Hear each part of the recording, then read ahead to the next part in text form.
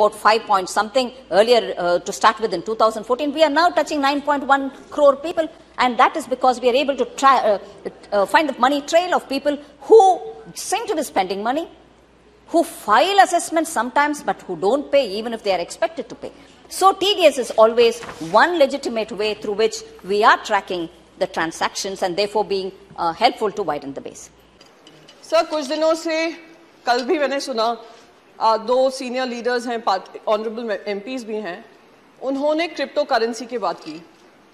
आज हमारा देश एकमात्र देश होगा पूरी दुनिया में जो क्रिप्टो करेंसी बिल लाने से पहले क्रिप्टो टैक्स लगा देता है, और एकमात्र वित्त मंत्री होंगी इस देश में जो कहती हैं पता नहीं लीगल है या इलीगल है, और वो मैं अभी नहीं बता सकती हूं। जब क्रिप्टो करेंसी रेगुलेशन आएगा तब हम बात करेंगे, पर हाँ, हम उस पर टैक्स जरूर लगाएंगे, हम उस पर टैक्स भी लगाएंगे, हम उस पर टीडीएस भी लगाएंगे।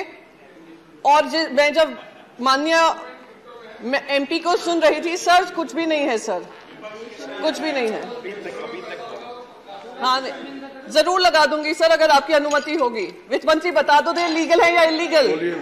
जी, तो मैं यहाँ पर बस ये बात कहना चाहूंगी सर कि हमारा टैक्स भी लग गया उस पर, हमें ये भी नहीं पता कौन सा स्टेटस है उसका, एसेट क्लास है, क्या क्लास में उसके अंतर्गत किया गया है। जिस तरीके से बताया गया इस पर टैक्स लगाओ, टैक्स लगाओ, टैक्स लगाओ और बढ़ाओ क्योंकि बाकी सारे देश कर रहे हैं, उससे मुझे ध्यान आता है और शायद सभी को ध्यान होगा, जब देश में कंप्यूटर आया था, देश में जब कंप्यूटर आया था तो हमारा ये विपक्ष ही था जो बैलगाड़ी लेकर बाहर आकर अपोज कर रहा था, कहा था लाखों लाखों युवा बेरोजगार हो जाएंगे, बेरोजगारी चरम सीमा पे बढ़ जाएगी, ये सरकार युवा विरोधी सरकार है। और क्या हुआ? कंप्यूटर आने के बाद अगर किसी देश को सबसे ज्यादा फायदा हुआ, देश के युवाओं को फायदा हुआ, वो भारत के बच्चों को फायदा हुआ। आज हम लोग बड़े बड़े लीडरशिप रोल्स में हैं, दुनिया भर में लीडरशिप रोल्स में हैं, तो उसका फायदा हमारे युवाओं को हुआ। तो बार बार ये कहना कि ये जो है बहुत ही गंदी चीज हो रही है, बहुत ही गलत चीज हो रही है क्योंकि हमें नहीं समझ में आ रही है, तो ये गंदी ही होगी। ये बिल्कुल मुझे वो बात याद आती है कि बच्चों से कहा जाता है बचपन से ही, और हमारे भारत में ये विशेष करके होता है, तुम अगर इंजीनियर बनोगे, डॉक्टर बनोगे या आप चार्टर्ड अकाउंटेंट बनोगे, वही करियर होते हैं, बाकी सारे करियर गलत होते हैं।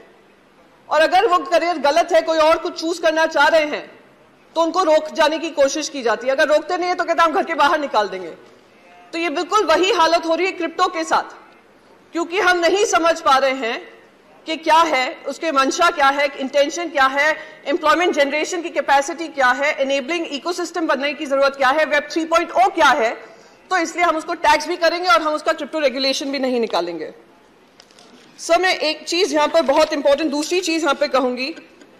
मैंने आपको कंप्यूटर का उदाहरण दिया, ऐसे ही इंटरनेट जब आया था, देश में ही क्या दुनिया में, हर डिस्ट्रप्टिव टेक्नोलॉजी आपको भी डिस्टर्ब करेगी, पॉलिसीज को डिस्टर्ब करेगी, और हमारी जिम्मेदारी बनती है कि हम उस टेक्नोलॉजी के आगे बनकर एक रेगुलेटरी फ्रेमवर्क बनाएं और इससे हम घबराएं नहीं।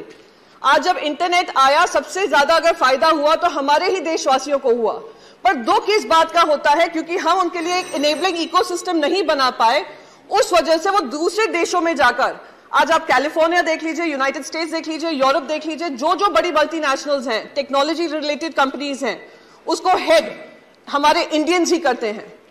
तो आज वही टैलेंट अगर हमारे देश में ऐसी कंपनीज बनाता तो क्या हमारे देश को फायदा नहीं होता? Sir, I will just conclude with just one last bit कि sir, we are living in the world of web 3.0. Either we choose to bite the bullet or we dodge the bullet. If we bite the bullet, we will be able to create an enabling ecosystem for our youth and empowering them and empowering the economy. If we choose to dodge the bullet, we can continue to feel great that Indians are doing well abroad. And we can conclude, sir, just one last second, sir. We can continue to take pride in that reflected glory, but at the cost of empowering our own nation. So I would request the Finance Minister to think about it, and thank you so much, sir. With these words, I conclude my speech. Thank you.